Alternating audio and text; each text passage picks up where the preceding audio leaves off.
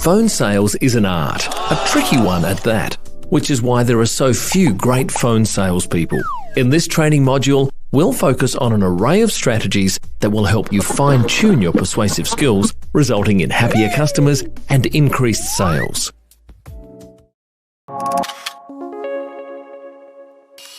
If a customer has been genuinely impressed with the level of service or product you've provided and takes the time to pass on that feedback, it is vital that praise doesn't fall on deaf ears. Man, that was easily the best steak I've ever tasted. Ever. Shall I get the bill?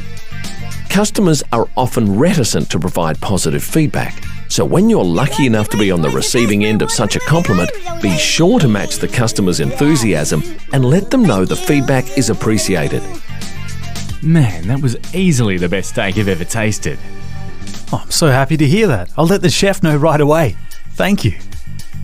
Failing to acknowledge their excitement could easily turn a happy customer into an embarrassed or disappointed one, leaving all of the good work that preceded that moment wasted. While you have a delighted customer in front of you, it's an ideal opportunity to glean more information from them, information that might help your business. Man, that was easily the best steak I've ever tasted. That's good to hear. What would you say made it stand out? Oh, it was so tender, but I think it was the onion sauce. That was amazing. Next time you encounter a happy customer, don't leave them hanging. Share their enthusiasm, thank them for the compliment, and let others in your organisation know about the feedback.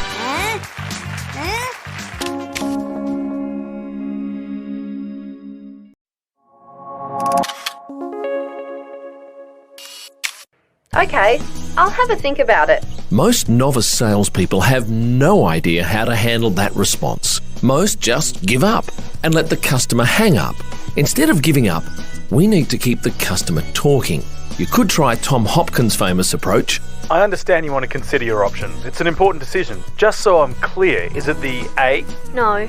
Is it the B? No. Jenny, is it the money? Yes. So you need to see more value. Yes.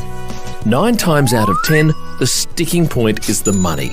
This short exchange allows you to get the conversation going again by reselling the value proposition. Whatever you do, don't be too eager to close the conversation.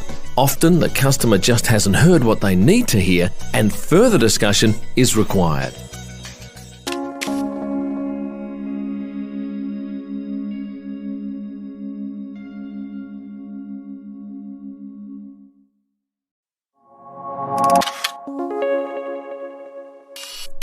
No organisation is immune to angry customers, but angry customers provide us with a marvellous opportunity. The reason most customers complain is that they want us to rectify a situation, and if we do it willingly and quickly, we can turn an adversary into a devotee. First, listen carefully to the customer's gripe. Take notes if necessary and let them talk without interruption. You people shouldn't be making promises you can't keep. It's just not good enough. Confirm the issue with the caller and use the same terminology they use. So Sam said you'd have it on Tuesday, guaranteed it, and still it hasn't arrived? Empathise with them. Let them know you'd be disappointed if it had happened to you. Kim, I understand why you're angry. I think I'd feel the same way. Detail your plan to fix the situation. I'm going to have Les from Dispatch locate your delivery. Outline a time frame. He'll call you back before 2:40 this afternoon with a solution. Make sure you provide your contact details in the event the customer needs to contact us again. And my direct number is 9260 4444. And then thank the customer by name. Kim, thanks for your understanding and patience. We appreciate it. What we don't want to do is get defensive or get bogged down in apportioning blame. That just riles customers. I had nothing to do with that. That's not even my department. Instead, we need to focus on saving the relationship. After all, it's easier and cheaper to save a customer than it is to find a new one.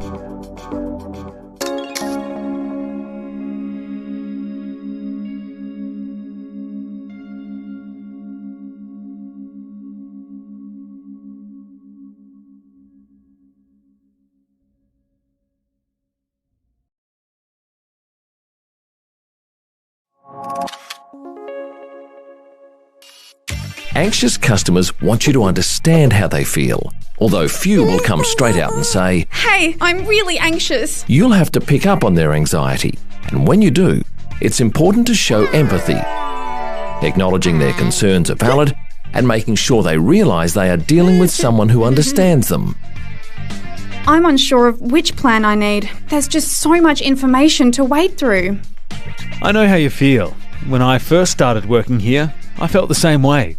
There's a lot to take in, but I'm happy to talk you through each option because there are some major differences. Let's start with the basic plan. This response acknowledges and validates the customer's concerns before focusing on the solution, stepping through the various plans. I'm not sure which one to buy. There are so many, and I don't want to pick the wrong one. There certainly are a lot of options, but I can help narrow them down for you based on quality, price, and features. So let's start with your budget. Showing empathy puts the salesperson on the same page as the customer, and as a result, they'll be more receptive to discussing their concerns in detail, which should make finding a solution that fits much simpler.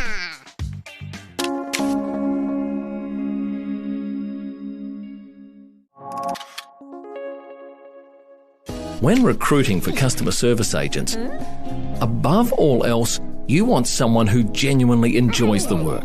Your customers will sense and appreciate this. It's something that can't be faked. So how do you discover if your candidate has a genuine passion for customer service? Just ask them. What do you enjoy about working in customer service? What is the best part of working in customer service?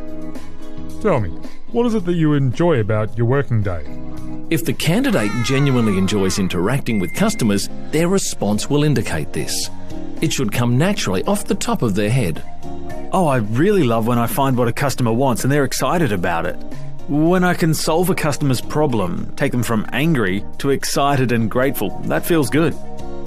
The candidate should understand that customers are the backbone of any business, and without them, the organisation wouldn't exist. They should have thought about their previous interactions with customers and learnt something from these interactions. What's more, they should be able to articulate this to you as well. What do you think is the most important attribute a good customer service agent should have?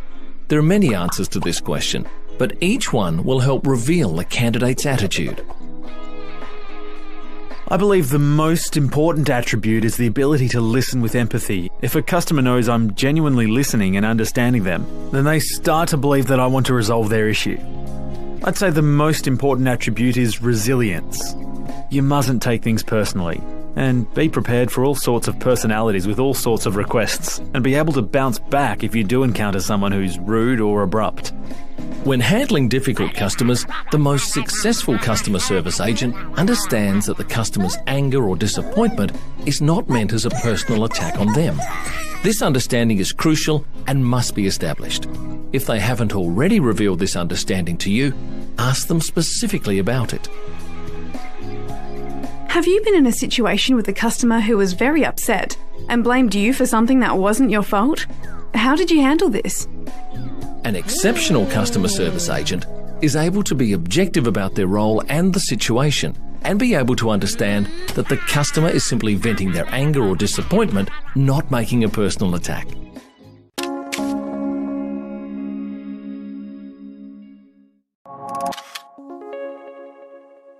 If you don't identify a customer's disappointment, you miss out on a chance to rectify the situation, and you miss the chance of putting changes in place to prevent future disappointments. Ignoring the problem, or worse still, serving up excuses, is only likely to turn your disappointed customer into an angry customer and eventually a lost customer. If you hear something like, "Oh, I was so excited to receive my order, but what happened was..." your ears should immediately prick up. The word "but" indicates a disappointed customer. They are no longer excited about your product or service and have taken the time to let you know. At this point, they're hoping that you'll remedy the situation quickly. They've handed you a golden opportunity to resolve the problem, restore the customer's faith in your organisation, and erase their disappointment. Don't dismiss their "but" and do not go into defence mode. I was so excited to receive my new pyjamas, but when I opened the box, the colours were nothing like what was portrayed on your website. They were much duller. Well, we can't help that. The colours on the site are just a guide, so there'll always be some differences. This is a classic defensive response. It says to the customer that it's their problem and you aren't going to help them. A disappointed customer doesn't want to hear that, and if they do hear it, they're likely to become an angry customer who may choose to never do business with you again. Perhaps even convincing their friends and family to also boycott you. Instead, try something like, I'm disappointed to hear that, but thank you for letting us know. Can you send me a picture of the pyjamas so I can take this up with my manager? If you get it to me by noon, I'll call you back by 2 p.m. This response acknowledges the customer's concern and assures them that you're working on a solution. It also buys you some time which allows the customer to cool off for a while and you to fix the problem. By assuring the customer that you will call back by 2 p.m, you're committing to the customer, a commitment which, if you deliver on, will restore faith. When you do call back, focus solely on the solution and avoid the temptation to offer excuses or become defensive. Penny, we agree that the colours differ, so I can either offer you a 20% discount on what you've purchased or provide you with a full refund when we receive the item back in our warehouse. We'll pick up the cost of return shipping too. When you hear the word "but" from a customer, chances are they're disappointed. However, disappointment presents an opportunity for you to impress, so long as you focus solely on solving the problem.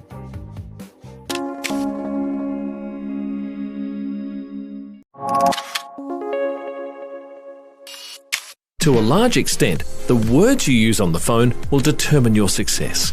Using the wrong ones will seriously hamper your efforts. Here are a few examples. Hi, how are you today? This lazy opening phrase screams telemarketer, and an amateur one at best. So replace that with something that engages the prospect. The important thing here is it won't be the same for every caller. You'll have to tailor something for each cold call. I'm just calling to... The word "just" diminishes whatever you say next, so ditch "just" straight away. Do you have a moment to speak?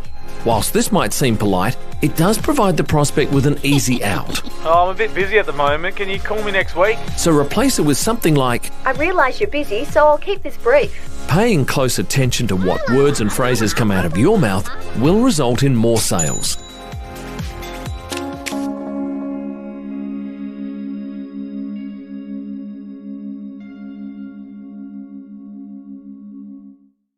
We all love to receive great customer service. As consumers, it makes us feel good. So much so, consumers now rate customer service as the most important factor when deciding to do business with a company. This means the traditional competitive advantages such as price, location, and product are rapidly disappearing. In the technological era, customer service is king. Sad to say, but when it comes to customer service, we've all had a bad experience, and news of bad customer service reaches more than twice as many ears as praise for good customer service. So it's really important to understand and avoid certain behaviours that make our customers angry. In a recent survey, 57% of customers expressed frustration that the company was not available when needed. 56% of customers felt that customer service is still too slow. And 42% of customers felt that they have to speak to multiple agents before their problem is resolved. 34% of customers feel like just another number and the service they receive is too impersonal. With 24% of consumers feeling they know more about the product than the agent they were speaking to. And a rapidly growing percentage of customers are dissatisfied with poor website design and online availability. The consequences of getting customer service wrong can be very damaging. A massive 89% of customers have reported that they've stopped doing business with companies because of bad customer service. Nobody wants to work for a failing business, and even worse, if the trend continues, there might not be a business at all. Poor customer service is a factor in 8 out of 10 businesses that go bust. With complaints on the rise in today's connected world, customers don't just get mad, they get even. A recent study revealed a staggering 38 million UK consumers made a complaint last year. That amounts to a complaint every 1.2 seconds. And it's important to recognise the ever-increasing influence of the internet and social media on customer service.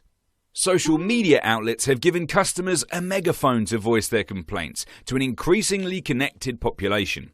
Twitter, Facebook and others are rife with customer stories, mostly negative, with game-changing impacts on customer service. A massive 20% of consumers would now take revenge on a company by posting a negative comment online. And social media was the channel for over 20 million complaints across all sectors during the past 12 months. Avoiding customer complaints is only one of the many reasons why you need to get customer service right. There are lots of benefits for you and the company you work for. It's true that nobody enjoys working for an organisation that feels like a sinking ship. If the customer is happy, you will be too. It will allow you to focus on proactive opportunities and stop you feeling like you're in a constant reactive firefighting mode.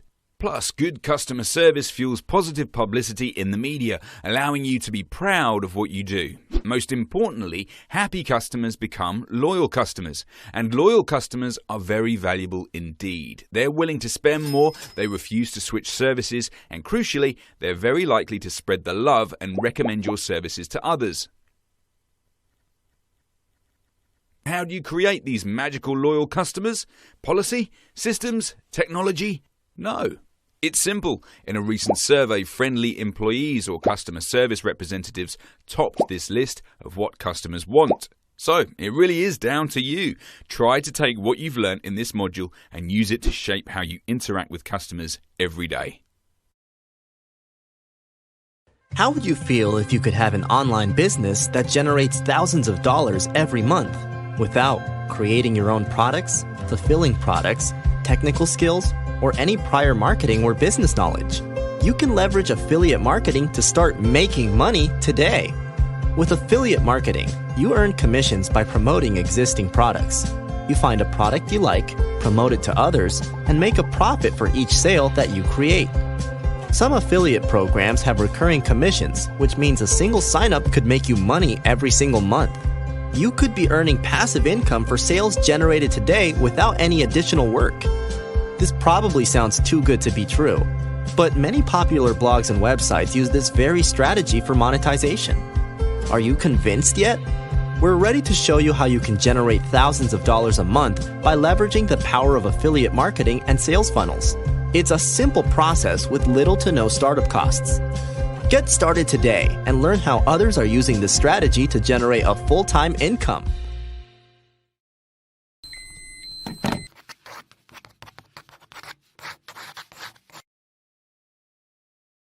If you're thinking of starting a business, you should know how to write a business plan.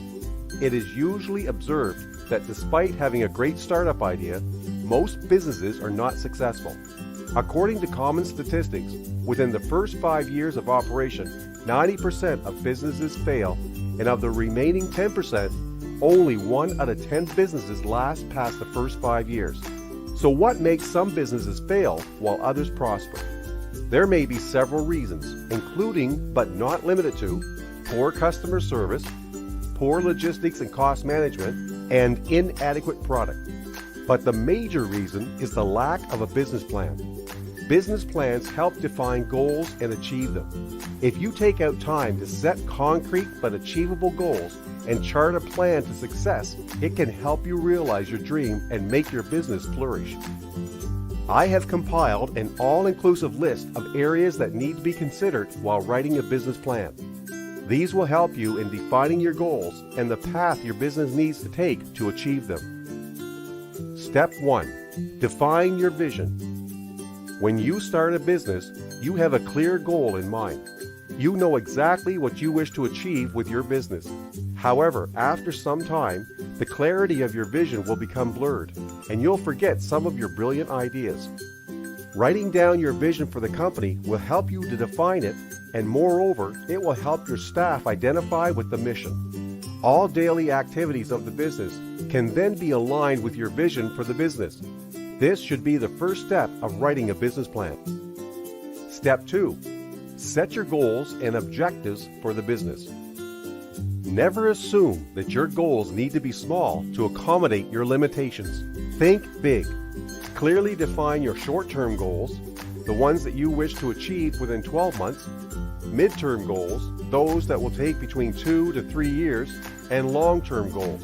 Consider all aspects such as the revenue you wish to generate, number of outlets you want, the number of customers you need in your database, the target population, and age groups, as well as the amount of passive income that needs to be generated in future. Step 3. Define your unique selling proposition. What is it about you that is different from the crowd? Your unique selling point, or USP, will make you more attractive to potential customers. How is your product or service different from others in the market? It could be anything from additional services to personalized customer service. You can even offer them better after-sales warranty and support. While writing a business plan, you just need to highlight the extras that your customers are getting from you to make your business stand out. Step 4. Know your market. It often happens that you have a brilliant idea, but someone else has already started a business with a similar plan. This is a very common occurrence, but you should not let this stop you. How many petrol stations are there? Several businesses can provide the same service and still survive, as the marketplace is huge and it can sustain multiple businesses. But for this, you should know your market like the back of your hand. Research and find out how many competitors you have, what services they offer, what are the current and future trends of the industry. Know the larger picture. Are there certain benchmarks that can be used to gauge your business performance, such as gross turnover, profit margins, etc.? Once you know the inner workings of the market, you can manipulate them in your favor. This is an important part of learning how to write a business plan. Step 5. Know your customer. This goes without saying. Customers are the most important part of any business, and you should know the customers your business caters to. Today, customers are spoiled for choice, and they have thousands of options for every product. So, if you want them to buy your product, you should know what your ideal customer wants. This is the reason why you need to define your target populations and research their habits while writing a business plan. Understanding the motivation behind customers' actions can make your business successful. You can focus on the areas that grab your customers' interests and stop wasting energy on the rest. Put yourself in their shoes and then think what would make them choose you each time. Write down the ideas and implement them. Step 6. Research the demand for your business. You must have studied the demand and supply curve. Even if you haven't, it stands to logic that there should be ample demand for your product. Find out the demand before investing in a new business. The basic rule is demand should be more than supply. If this holds true for your market, your business will thrive. But if the demand is less than the supply, your business will eventually die out. So do your homework and gather as much information as you can. You can do a secondary search right from your home over the internet or your public library.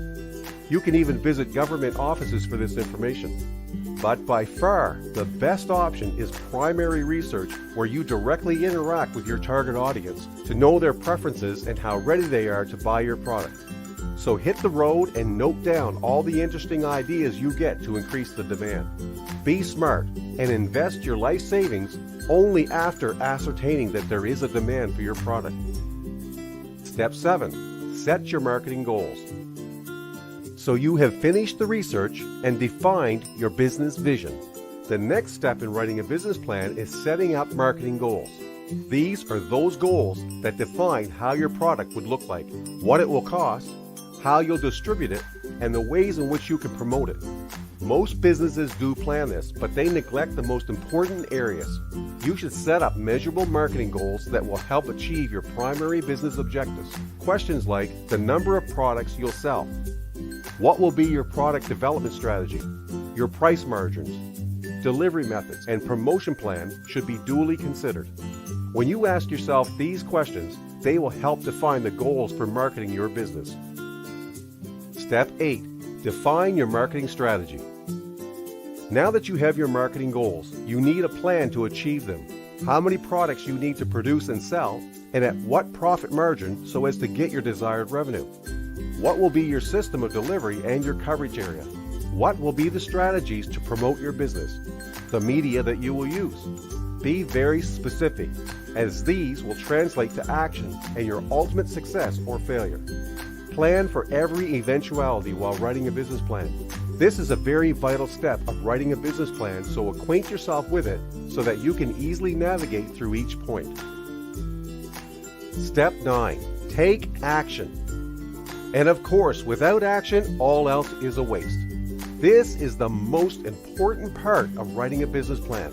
You can plan all you want, but unless you do the actual work and bring customers to your storefront, you won't earn anything. Even if you find that according to the business plan, your idea isn't viable, don't give up. There are thousands of other ideas out there, and you can ultimately find one that suits you. If you wish to be wealthy, healthy, and happy, there is a business waiting for you to grab it. Your business plan will provide the direction and focus, but you will need to take the first step. Writing a business plan isn't difficult if you know what you should focus on. You now have an idea of what is important and how you should tackle the task of writing a business plan. And you are now better equipped to start a successful business. Start your research today. Jot down all those brilliant ideas, set your goals, define a path, and don't let anyone stop you. Now you know how to write a business plan, and the mantra for success is in your hands. Make the best of it.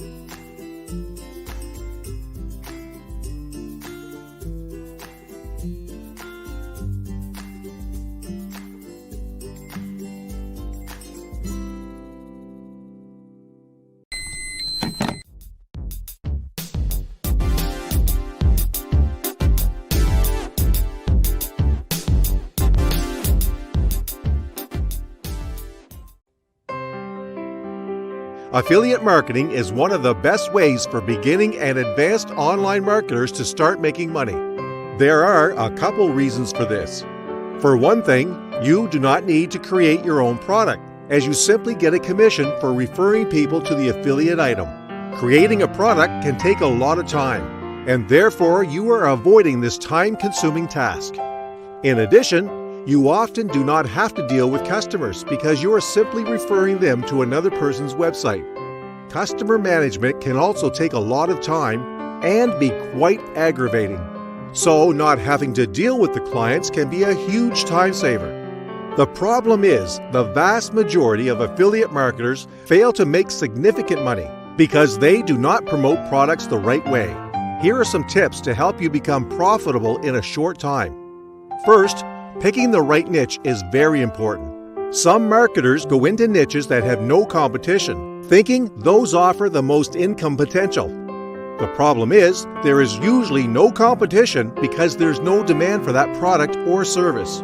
Competition is not a bad thing, to a point, as it simply means there is a market for that niche. Ideally, you want to choose a niche you are passionate about. This way, you will be able to provide the most value. So often, marketers try to promote things they do not like and end up failing because they cannot contribute anything useful. The reality is, providing value is imperative as your income will depend on it. The more value you can provide before recommending the affiliate item, the more money you will make. It would be easier if you could just throw up a low-quality site without any useful information, but that is not how it works. There are two ways you can provide value for an affiliate product. The first is to write general articles around the niche or product you are promoting, but not about the product itself. Then you would include a link to that product at the bottom of the article. The other method is to write a review around the specific affiliate marketing product that you are promoting. Both methods work. However, this article will cover the latter option as it can sometimes be more profitable. First, pick a product you believe in and that is in a niche you are passionate about, as mentioned earlier. This way, you will be able to write a thorough and honest review of it. Once you have looked over the product, you should then talk about what you liked about it and what you did not.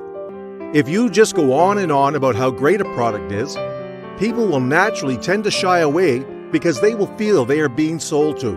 That is not to say that you should create a problem that is not there. However, just about every product will have at least a few negative things about it, and it is important to include them. Once you have written the general review, you will want to make sure that you stand out from everyone else. After all, there are probably going to be many other affiliates reviewing the same product, sometimes hundreds, and therefore differentiating yourself is important. Fortunately, this is not as hard as you might think. One of the best strategies is to create some sort of bonus and offer it to anyone who buys through your affiliate product. For instance, if you are selling an information product on how to hit a golf ball further, you could write a bonus on the top techniques for the golf swing, assuming it is not covered in the product you are selling. The bottom line is, affiliate marketing can be profitable when done right. The important thing is that you provide value. If you do, you can expect to become very wealthy from promoting other people's products.